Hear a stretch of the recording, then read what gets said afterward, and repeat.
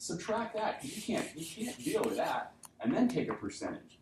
So all he's doing is saying, take your max heart rate, subtract your resting, multiply it by the percentage, and then once you do all that, you have to add the resting heart rate back on again. You guys know what I'm doing?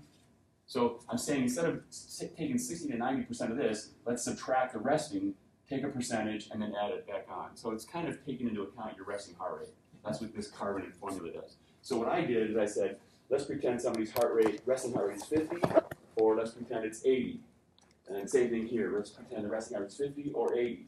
And then what I did is I said, let's figure out what the 50 to 85% sort of training range is based on those max heart rates. So very simply, if the person's resting heart rate is 50, this is an example of resting heart rate of 50, and it's the 50 to 85% range, you know, your exercise prescription, and age is on this side. So the two lines are, the dotted line is the 220 minus age line, and the solid line is the Tanaka line, and the bottom line is, they're really about the same until you get to be really old, and then they separate. So what I'm trying to, and the same thing with 80. When somebody's got a resting heart rate of 80, it looks like the same thing. You know, if you're around 30 years old, the formulas are identical. 220 minus age is easier to do than 208 times 0.7 times age. It's just if you're dealing with old people around 80 years old, maybe 70 to 80, then when you're prescribing exercise, the formula you use makes a difference. Does that make sense? So it's just a nice to know kind of thing. I was just kind of curious as to how these heart rate formulas do. I want to do something real quick. But carbonin? Carbonin, yeah, the carbonin formula, which is this. It's not graphed up there. It's not compared, right? Well, it's later. No, it's how I got this 50 to 85%. It's what I use. I pretended somebody's resting heart rate was 50. Then I used this max heart rate, subtracted 50, multiplied it by 0.5, then added 50 back on to get the range. Okay. So it's in there. Okay. What I want you guys to know is, pretend my heart rate is 160, right, my max heart rate. My resting heart rate, let's say, is 60. So then make it easy. 160 minus 60 is 100, right? 100 times 0.5 is 50. 50 plus 60 again is 110, right? Yeah, okay. So that's my lower, that's my 50% level. Now let's do this one. Max heart rate minus resting is still 100. 100 times 0.85 is 85. And then 85 plus 60 is what, 145? 145, yeah. So you guys would say, based on this, if you say, Gary, we're going to want you to train at 50 to 85% of your carbonin range, and that means you go outside and you bike or you run or you do whatever in this heart rate. And I would say, okay, that's the 50 to 85% range. This is a typical range for ACSM. They'll say 50 to 85% of your VO2 max, for example, go out and run. So basically, I go out with a heart rate monitor, and if I'm in between here, I'm good, right? Theoretically, cardiovascular-wise.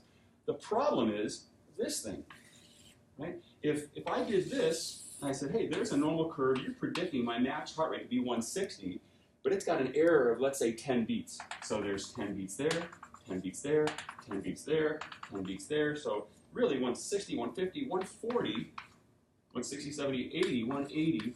The 95% confidence, or the 95% sort of limits is, you guys, when you do 220 minus age for me and say my heart rate's 160, you should say it's estimated to be 160, but it could be between 140 and 180. And you go, holy cow. So imagine if my max heart rate really was 140, right? Or let's say 145 even.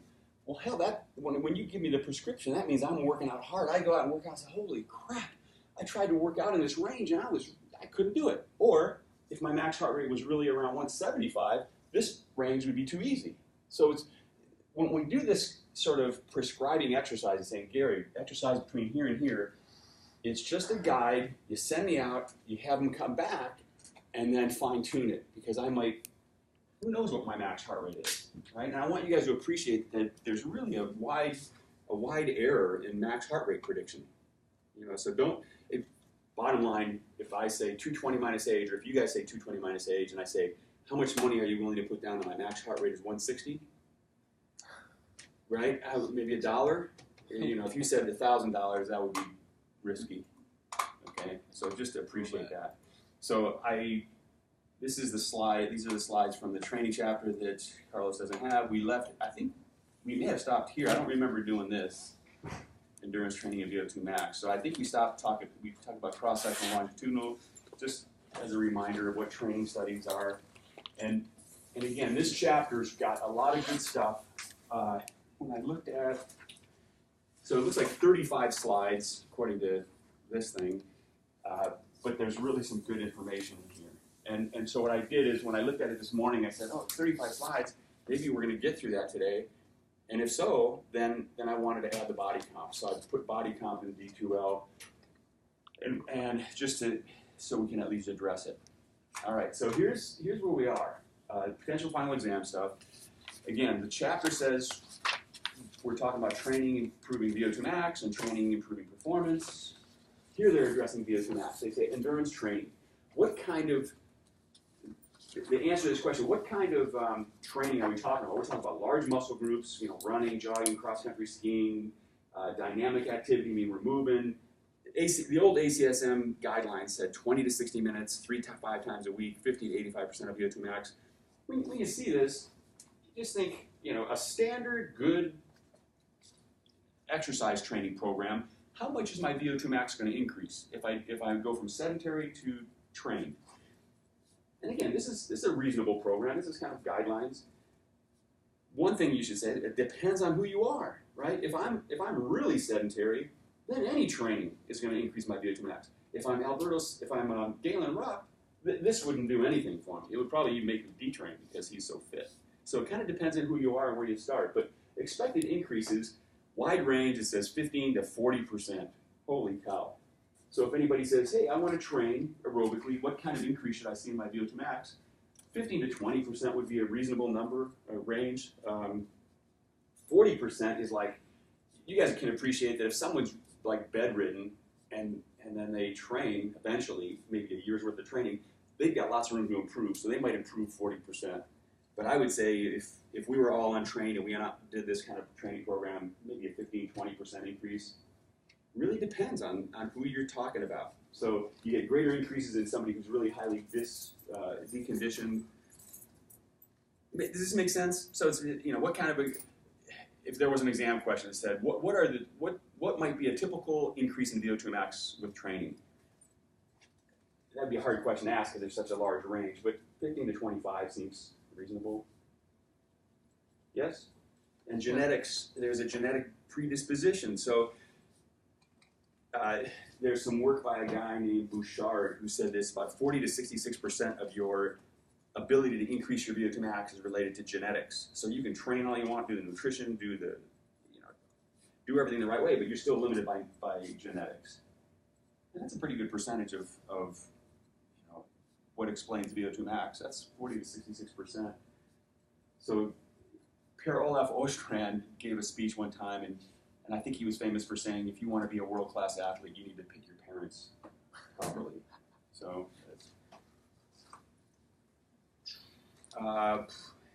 one thing about genetics, I want you guys to realize that genetics plays a role in limiting my VO2 max, how high I can go. It's just determined genetically, let's say. But it also, there's a genetic component to how I respond to training. So if the four of us did identical training programs and we started at the identical place, fitness-wise, Carlos might respond better because he's got a better genetic response to training, and I might not respond as well. So even though we're doing exactly the same thing, there's a genetic sort of, and they've done twin studies. You take identical twins and you train them differently, or you take fraternal twins, and so they figured out that there's a genetic component to how you can increase. All right, so that's VO2 max. Potential exam stuff. Next, this is calculation. What's the name of this formula? Starts with an F, rhymes with ick. Fick, the Fick equation, right? So this is the famous equation that you guys are going to have to be familiar with for the exam, and it's just saying our VO2 max as a result is made up of heart rate max times stroke volume max. That together is cardiac output max times a VO2 difference max. So I put max under all these because I could, if right now we could measure your VO2 at rest And your VO2, resting VO2, would be your resting heart rate times your resting stroke volume times your resting AVO2 difference. So I just put max so we know we're talking about max. And so the question is, I'm going to put heart rate and stroke volume together and say VO2 max is my cardiac output max, right, times my AVO2 difference max. This is delivery. This is extraction, right? So my ability to consume oxygen, my oxygen consumption is a product of my delivery and my extraction. The question is, what limits my ability to do this VO2 max? What is it? Am I limited by the fact that my heart rate can only be so high and my stroke volume can only be so high, the delivery? Or am I limited by the fact that I can only extract so much? So people have argued about this for years, and what they've come up with is, don't read this yet. If you wanted to know what limits this, most people say it's this. Okay, it's not only your cardiac output, but especially your stroke volume. So again, Galen Rupp's got this big stroke volume that allows him to pump a lot more blood, and that's what really separates him from me and what really is the key thing, stroke volume. When we talk about improvements in VO2 max, let's say I train and I improve my VO2 max by 20%.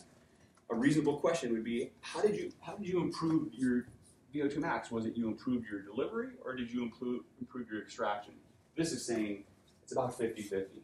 So that's pretty nice, because it's just, you don't have to remember anything but 50-50. So when I train and my VO2 max goes up, 50% of it's due to this, and about 50% is due to that. I deliver more, I extract more. Right? So 50-50 is pretty easy, right? And it's just to say, hey, I become a better extractor. And you look at this, you say, well, we'll talk about this, I think. Just for you guys, if I train and I can deliver more, how can I deliver more oxygen? What is happening to my body that allows me to deliver more oxygen after training? After 10 weeks, 20 weeks of training, you say, Gary, you're delivering more oxygen. Why? How am I delivering more? Getting rid of anything that could be in the way. Say it again? Getting rid of things in your body that could be in the way and where oxygen can be delivered. Yeah, keep going. Like, Isn't it your blood? The hematocrit, so, yeah, I want you to think easier. You guys are... Ventilatory. So let me... Everything opens up, your Think of the heart. What happens to my heart when heart gets stronger. Heart gets stronger and bigger, right? My ventricles get bigger, so I can deliver more. My heart is just doing, my stroke volume is now pumping a whole lot of blood, right? So with training, you say, hey, you can deliver more blood because you have this bigger heart, and it's just bigger ventricles, and you're squeezing out more blood, your cardiac output's really going up. And you say, well, you're also increasing your VO2 max because you're a better extractor. Why am I a better extractor? So the blood's going to my leg muscles, and oxygen is being delivered there. Why am I being a better extractor? More mitochondria? More mitochondria. I have more blood vessels. I have more enzymes that are doing all that oxidative stuff. More capillaries. So I become a better deliverer and a better extractor. It's about 50-50. All right. So this last line says the difference in VO2 max in normal subjects. So if we lined up everybody on campus from the lowest VO2 max to the highest VO2 max and tried to say, I wonder what explains the low to high. What's the big thing?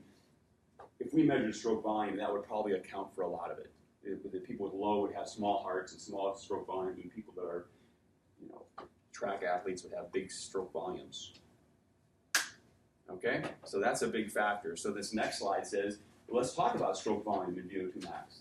So if stroke volume is such an important thing, you got this bigger heart, and you can extract more. What things can help explain why it increases VO2 max?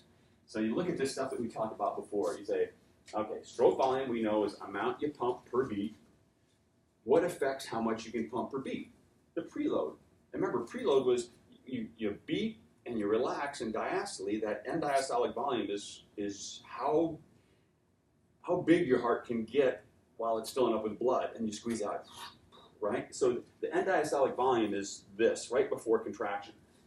You say, well, if it's bigger after training, what about that end diastolic volume, that size of your heart before it squeezes out? What is better after training? Plasma volume. We said when you train, within the first couple days, your plasma volume increases. So my blood volume increases. That's good. The more volume I have, the more I can give to my heart, and the more it can pump, right? Venous return, and it says filling time. So imagine this. I'm pumping, and this is before training. I'm pumping, I'm squeeze, relax, squeeze, relax, squeeze, relax, squeeze, relax. Every time I relax, it's filling with blood, right? If I'm trained, my heart rate's slower, so I can fill, squeeze, fill. With a slower filling, with my filling time being longer, I can fill more blood into my heart. And we know if I can fill more blood, I can squeeze more blood. So my end diastolic volume, the amount I can squeeze out, is increased because of this, it's increased because of this, it's increased because of my ventricular volume. Meaning, I drew that picture of the heart, and I said, hey, here's your heart. Holy cow, look at that big left ventricle. We're talking, with training, that thing's going to be huge, right? So if I got a bigger ventricle, I can fill up with more blood, and I can squeeze more blood. So this makes a lot of sense. With training, these good things happen. You say, okay, well, that was the preload. That was right before squeezing. The afterload was, remember, it was called total peripheral resistance. It's I'm filled, now I got to squeeze it out. Well, I don't want to have to squeeze through a skinny pipe. I want to squeeze it all out. I want to squeeze as much out as I can. So what happens? There's less arterial constriction, meaning the resistance downstream is I got bigger pipes. So if I can squeeze blood through bigger pipes, makes sense. I can squeeze a lot more out when I squeeze. Maximal blood, let's see. Increase in maximal muscle blood flow. I didn't look at this beforehand. Let me skip this one right here just for a second. You guys agree that after training, I should be able to squeeze harder. My heart's a stronger muscle, my contractility. I should be able to squeeze more forcefully. That's what this contractility says. I have a stronger heart. It says it's probably not that great. It's not probably, these are probably bigger factors, but I can squeeze harder. And then I have, at the very end there, it says ejection fraction. We talked about ejection fraction. How much can you squeeze out per beat? So what they're saying is contractility, I have a stronger heart, and its ability to squeeze out really hard is probably not the greatest thing that's affecting my stroke volume, because we already have a good ejection fraction. I can already squeeze out a pretty good amount. So these two things, preload and afterload, are the things that are helping us increase our stroke volume after training. If I want to get to this, and this is hard to read, I'm increasing my maximal blood flow to my muscle. That's what I want to do after training. I get this increased blood flow to my muscle. How do I do that? Well, I do that because I'm opening things up. There's too many things, too many moving parts. You guys agree that if I have 5 liters of blood, and I open it, and I'm exercising, and I open up everything, my blood pressure is going to crash because I don't have enough blood to fill up, right? Does that make sense? After training, I've got more blood. If I have more blood, right now, if you injected me with a bunch of blood, you would say my blood pressure would go up. You'd say, you're filling up too much, right?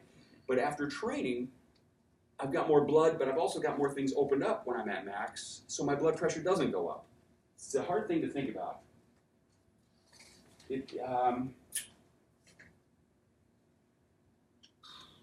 So this is hard for me to explain. Think of this. Think I've got, when we talk about this, I've got a bigger heart, I can fill up better, that means I can squeeze out more. I've got more blood, I can squeeze out more. I've got a bigger volume, I can squeeze out more. When it comes to the pressure I have to pump against, it's less. I can open up things more at max. That's the best way I can explain it. And what does TPR stand for again? Total peripheral resistance. So again, everything downstream, the heart's got to pump the blood somewhere. So all that resistance, all those resistance vessels are opening up. and it makes it easier. And so, like we just talked about, you will develop more, like more capillaries. Yeah, I think you get more capillaries per muscle fiber, and you go, well, how could that be helpful? Well, if you have more capillaries per muscle fiber, that means there's a shorter diffusion distance for the oxygen to go. That makes sense. There's probably a shorter diffusion distance for lactate to get rid of the lactate. So it makes more sense to have a lot of capillaries per muscle fiber. And It would be an advantage. And it gives your circulatory system a little bit more Room. Yeah, exactly. And so here's another thing to try to appreciate. Look at my hand here. Pretend this is a tube, right? Like a hose. If I turn the water faucet on and I make the hose go at a certain rate, there's going to be a certain amount of water that goes through. It's going to go at a certain speed, right? What if I branch that thing out? So now there's my tube, and now I've got these parallel fibers. They're still, if you add up all these, they're going to be able to handle the flow. But now the water's going through at this speed. When it gets to all of these, you guys agree that the water's going to go through slower because there's 5 of them now? Yep. You go, well, okay, if these are capillaries, then I'm sending the blood. I've got more capillaries by having, instead of 5 capillaries, if I have 10 capillaries and there's a muscle fiber there, now I've got 10 capillaries around this muscle fiber, which makes the distance shorter for diffusion of oxygen. And the blood's going through there slower, so it's got more time. I'm a red blood cell. I've got lots of time to go through because I'm going through slower, and I can release some oxygen, right? And so having more capillaries is a good thing. It makes it's just good for exchange. All right, this is, I think, a picture of everything we just said on that previous slide. So what I want to do is increase my stroke volume, so I train. Training increases stroke volume. How does it do it? It increases end-diastolic volume. Right, the size of my heart when it's relaxed, plasma volume, the filling time, how much time I have to fill the heart, and then how big my heart is. Those things are going to impact that. I squeeze harder. The middle box says I'm squeezing harder, and then the last box says I have less resistance to push against. All of these things on the bottom are going to increase my stroke volume. And you say, holy cow, if stroke volume is the really important thing here, that's good. I want to be able to do that. Do you guys agree that if I'm talking about a cardiac patient who just had a heart attack, it'd be hard to do all these things? And so a cardiac patient is a diseased heart, but we're talking about normal people who train. One thing that's hard to think about is you guys all measure your heart rate. You know how to measure heart rate. You just count for a minute or count for 10 seconds, whatever. You count, beep, beep, beep, beep. How do you measure how much your heart is squeezing out? We don't do that. You don't reach down in your throat and grab your heart or I don't know, inject yourself with dye. So there are ways they do that they get an idea of what your stroke volume is. So you just have to think of it as it's an invasive procedure. We don't do it in exercise phys very often. How do you measure it? I mean, if you were... So one way to do it would be to inject dye in something like in the hospital. You inject the dye and you watch. They watch how the dye circulates. So that's kind of like I think they call it dye dilution technique, and you can see how much. Another way I think you can do is like echocardiography, where they do an image of your heart, and you can see on the screen, you see your heart doing this kind of thing, and then they trace it and measure, well, it was there, and then it went like that. So those are invasive. Those are hard to do. One way that's common in exercise phys, and it's going to be hard for you to really get this, I think, but if I do this, if I said cardiac output equals heart rate times stroke volume, you guys agree that if I measure this and I measure this, I can do this divided by this gives me this, right? So we know how to do this. You just count, or you get an ECG or something. So somebody's on a treadmill and you just count their heart rate. There's cardiac output measurements. I'm trying to measure how much blood is going around per minute. One way, and this is, again, nice to know, not need to know, there's a thing called CO2 rebreathing. And I've only seen it done, I don't think I've really done it myself. In grad school, what you do is you get the person on the treadmill, and then they're doing a test, like 3-minute stages, and they have a bag attached. There's not only the mouthpiece, but there's a bag. And you fill this bag full of CO2, and they rebreathe it back and forth. And there's a whole bunch of calculations you do that assumes, I don't know what the principle is, but you're just measuring CO2 equilibration, and based on this technique, the CO2 rebreathing technique, you get cardiac output. And then once you get that, you just divide it by heart rate, and then you get that. So I think the important thing is you read an article and they say, oh, we were looking at cardiac output of cross-country skiers. And you read the methods and they say, oh, they did CO2 rebreathing. Oh, okay, it's a technique where they put a bag and do some calculations, make some assumptions. And so, all right, that's more than you need to know. But stroke volume is important. Okay, so the other side is AVO2 difference. This is AVO2 difference in increased VO2 max. If we know this is happening, mostly stroke volume, so what's happening here? We have an improved ability to extract oxygen. And we kind of talked about this. We said, well, you got more muscle blood flow. Capillary density, it says capillary density 1 degree. What I mean by that is, in the textbook they said, you have an increased capillary density, and that's the primary factor. So I put one degree, it's primary, I guess. I don't know, that was my shorthand for saying, this capillary density improves. You get more capillaries, and that's the primary thing that helps you extract. Second thing is, we've got more mitochondrial number, and if you want to say more mitochondrial stuff, more mitochondrial volume, more mitochondrial matrix, number, size, it's easy to think of number. So before training I had 10 mitochondria, now I've got 100. Holy cow. If I've got that many, I've got more enzymes, more Krebs cycle, more all that good stuff. So these should make sense, right? If I can do all this, I can deliver more blood to the muscle and I can extract more oxygen from the blood that's there. Does that make sense to you guys? And the last line just says, we said already it was about 50-50. 50% of it's cardiac output and 50% of it is due to AVO2 difference. So you're doing both things, increasing your delivery and the extractions.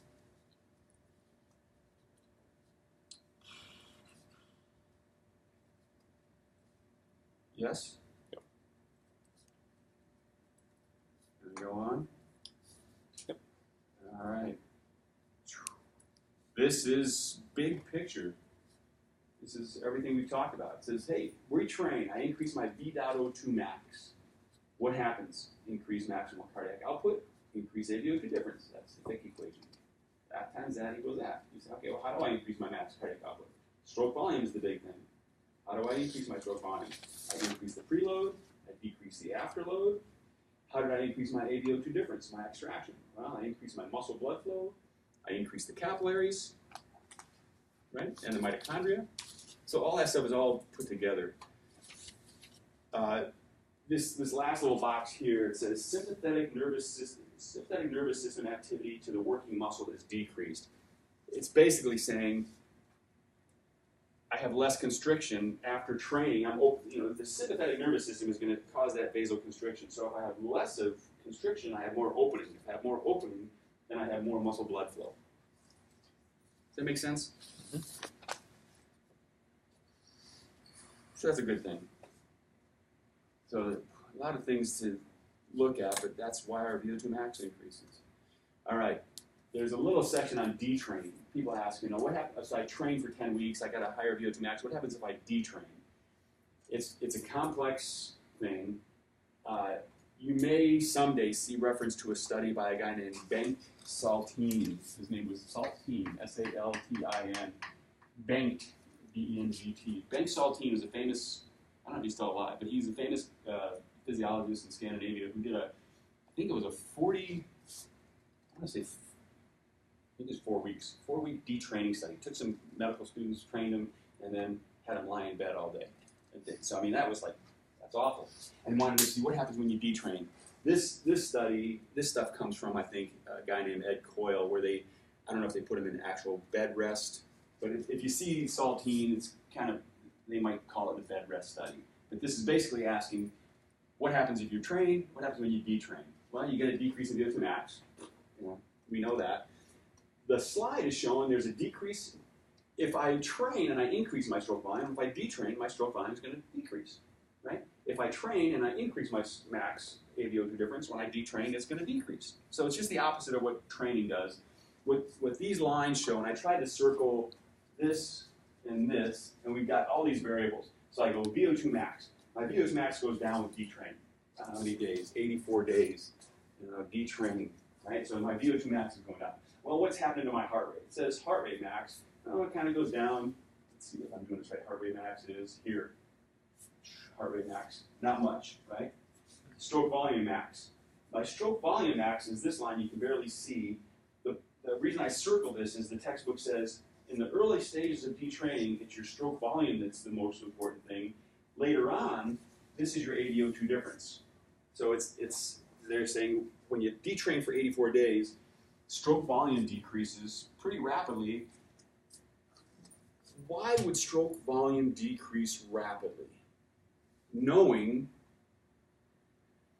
that these things are the things that increase stroke volume. What after when I'm detraining, when I stop training, which one of these things, for example, do you think would happen that early? Would I lose my plasma volume? Would my plasma volume go down? Yeah, that's a big, big thing. You guys, we said when you start training, within a couple days, your plasma volume increases pretty dramatically. When you stop training, it drops. So if I have less blood to circulate, I have less blood, right, to squeeze out. Ventricular volume. If I detrain, here's a question for you. Maybe this says when I detrain for 12 days, my stroke volume decreases. Do you think it's because my heart got smaller? No. It's that's more of a structural thing. That would take like a longer period of time. So it's probably not structural. It's more plasma volume related. This stuff is taking longer, so it's saying, hey, as I detrain longer, then I have fewer mitochondria. I have maybe fewer capillaries, fewer enzymes. All that oxidative stuff that helps me extract the oxygen happens down the road. So one thing, this detraining thing, there's a whole bunch of studies on detraining. Remember, we're talking about you're trained and then you stop training. There are studies where they've looked at reduced training. And so you might ask the question, okay, I'm trained, I'm going to go on vacation, I don't want to completely stop for 3 weeks. That would be detraining. But I wonder if I could keep my VO2 max up if I train twice a week, or if I train once a week, or if I train twice a week at a higher intensity, or you know what I mean? So you can reduce your frequency and your frequency of training and still maintain your VO2 max. Go on a vacation for the 3 weeks. I think there's work out there that 1 or 2 sessions a week you can maintain your VO2 max, but it's got to be pretty high intensity. You can't be just walking. So there's all kinds of studies on reduced training, detraining. Some people think, oh, if I missed a workout, oh, I'm screwed. Well, not so much. Okay, so that's detraining. Big picture, I would say detraining, you see the opposite things you see with training. When I see detraining, I think, oh, there's probably a lot of work in NASA, space, you go to the space shuttle and all that kind of stuff up in the space station. They've got treadmills up there where they strap people in. You guys have seen this, right? They strap people in treadmills. You got no gravity, so you go, if I'm up there for a long period of time with no gravity, I'm detraining, man. I'm going to get like bone loss. I'm going to get all kinds of bad things. So you can't walk on a treadmill, so they strap them in. You're held down and walk on a treadmill just to keep them active. There was something in the paper about NASA. NASA, they said people who are up there, they have disturbances in their eyesight, which is bizarre. This guy was up there and he was looking out the window at the Earth and he said, it kind of looks blurry, and he didn't really tell anybody and said, I think it'll go away when I get back. And he got back and they contacted a bunch of different astronauts, and it has to do with when you're in gravity, without gravity, your eye pressure, the volume in your eyeballs is bigger. So it's like, I never would have thought eyesight was something that would be. All right, so what we just talked about in all those slides was what happens when you train and maybe detrain, what happens to your VO2 max. Now we're shifting here and it says, all right, VO2 max is one thing to look at. It's an important thing, but what about performance? What about other stuff it's not necessarily VO2 max? So we're talking improved performance following endurance training. The way they describe it is there's structural things that happen. And when I say structural, like mitochondrial number. If I train and I get more mitochondrial number, that takes a while to get more mitochondria. It takes a while to get more capillaries. It takes a while to get more enzymes. So they're talking about things that are, those things are important. We know that this is important for VO2 max, that's important for VO2 max, that's important for VO2 max, but they're also important for performance, for being a better racer, for being a better fat user, for being, besides VO2 max. And you'll see why, like, if I wanted to say, I wonder what happens after training with my lactate. I'm not talking about VO2 max, I'm talking lactic acid. Well, you guys right now would say, let's see, lactic acid is produced from metabolism, it's a byproduct, it's kind of good in a way, but it's kind of bad in a way. It's a disturbance in my homeostasis. If I train, I would want to make less lactate. And that's kind of stuff we're talking about. We're talking about not necessarily VO2 max, but other stuff. And it's important. So, okay. You guys agree that I can get training effects without improving my VO2 max? Yeah. Right? If my VO2 max is right now as high as it's going to be, I can still train and make some improvements. Okay, can I move on? Yes. All right. So again, this is potential exam stuff. It says structural and biochemical adaptations. So mitochondrial number, we said, right? We got that. That's a hallmark. I think you can like double your mitochondria just about. You know, you can. That's an important thing. If I have more mitochondria, I can do all kinds of stuff. If I've got more mitochondria, I've got more oxidative enzymes because I'm aerobically training. So if I've got enzymes, I've got more isocitrate dehydrogenase, more cytochrome oxidase, all the oxidative stuff, the enzymes, that would be good. I don't think we talked about citrate synthase. Be aware, I guess, this is nice to know, and I may have mentioned this before, but if I was a rat, and you guys said, hey, let's say I'm not a rat. Let's say you guys are training me. You say, we did a case study on this old guy. The question was, can old guys get trained? And so you say, all right, we're going to do a muscle biopsy. You muscle biopsy my quadriceps, and you measure citrate synthase, which is a Krebs cycle enzyme, and you do some sort of assay. You buy a kit from the store, and they say, okay, here's your citrate synthase activity. Then you train me for 20 weeks, and now I'm this aerobic animal. And you do the biopsy again, stick it in the thing, and you measure citrate synthase activity. Well, if citrate synthase activity went up, you got to say, see, that demonstrates he's trained. His leg muscle's trained. He's got more enzymes. So a lot of times you'll see, this Krebs cycle stuff that we talk about, there's different enzymes, and they just use them as markers for training. If I measure, there's one called succinate dehydrogenase. If I measure that enzyme and then measure it after training, it should go up. When I did my rats, I don't know, I can't remember which enzyme I used, but it went up. And so it's just a marker of training. So a lot of these are just markers. Fatty acids, right? We talk about beta oxidation feeding into all this stuff. If I endurance train, this is the Krebs cycle. Here's my beta oxidation over here. The purpose is to make fats and chop off those two carbon things. Those two carbon things are going to go into here. So that's good.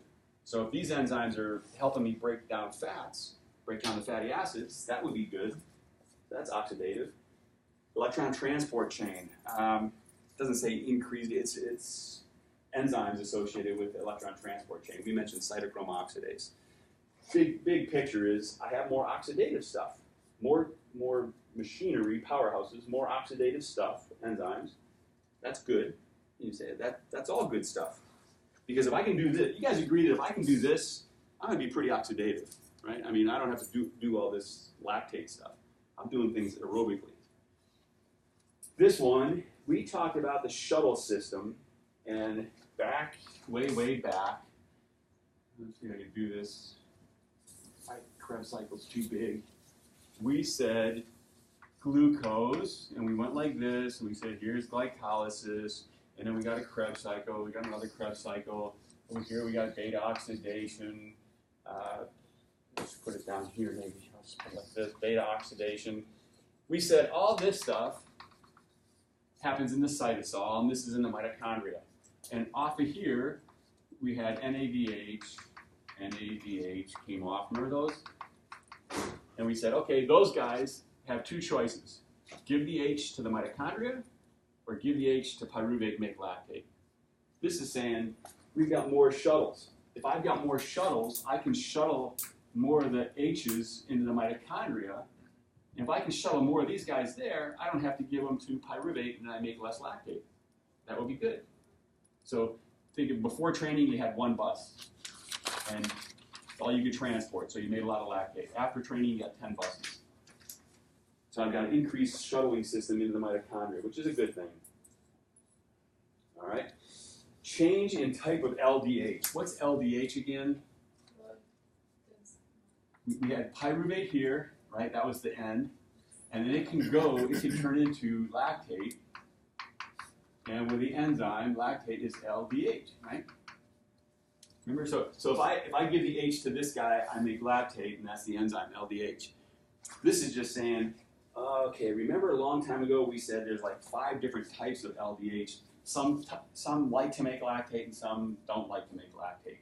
If I train, I can change the type of LDH to be the one that doesn't like to make lactate.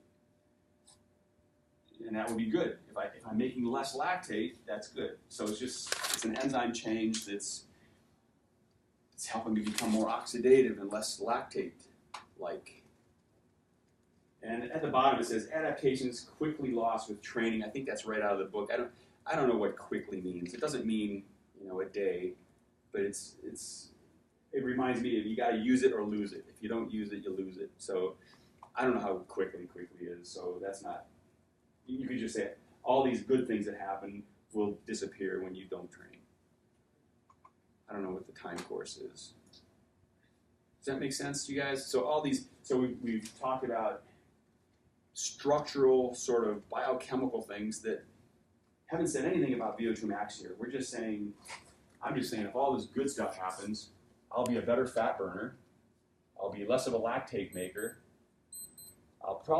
You guys agree that if I'm a better fat burner, because I've got all this stuff going on, I wouldn't use so much glucose, because why use glucose to get the pyruvates when I can use fats to feed in here? So I've got lots of fats. I probably use less of my sugars. And if I use less of my sugars, that means I have more glycogen. I don't bonk. My alarm went off at 10:20, so I'm going to stop here and then pick up in 10 minutes. Or do you guys want 5 minutes or 10? No. 5. 5. 8. Let's go 8. 7.5. All right. I'll flip this puppy over.